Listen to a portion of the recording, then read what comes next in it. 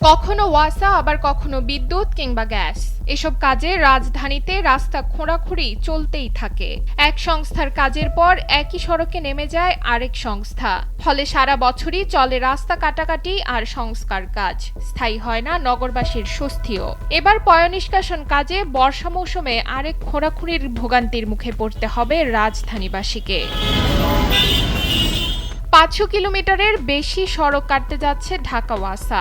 ২ city corporation এলাকায় পয়ঃনিষ্কাশন ব্যবস্থা নির্মাণ পুনর্নির্মাণের জন্য ধাপে ধাপে সড়ক খনন করা হবে। ঢাকা স্যানিটেশন ইমপ্রুভমেন্ট প্রকল্পের আওতাধীন চলতি বছরের জানুয়ারিতে শুরু হওয়া এই কাজ শেষ হওয়ার কথা ২০২৮ সালে, এমনটি জানিয়েছে ঢাকা ওয়াসা। এর আগে ২০১৭ থেকে ২০২৫ সাল পর্যন্ত ঢাকার বিভিন্ন এলাকায় সড়ক খনন করতে হয়। তখন পুরনো পানির পাইপলাইন বদলানো, নতুন পাইপলাইন বসানো, বাসাবাড়ির পানির সংযোগ ঠিক করা, পানির অপচয় কমানো এ কাজগুলো করা হয়। এখন পয়ঃনিষ্কাশন প্রকল্পের জন্য আবার ঢাকার সড়ক কাটার কাজ শুরু হওয়ায় বাসিন্দাদের আরেক দফা খোঁড়াখুঁড়ির ভোগান্তিতে পড়তে হচ্ছে।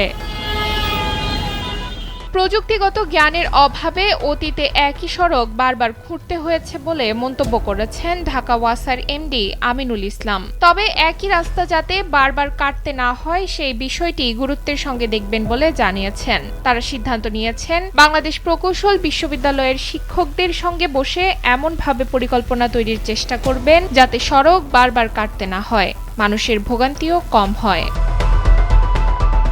নুসরাত তালবিয়া, সময়ের আলো।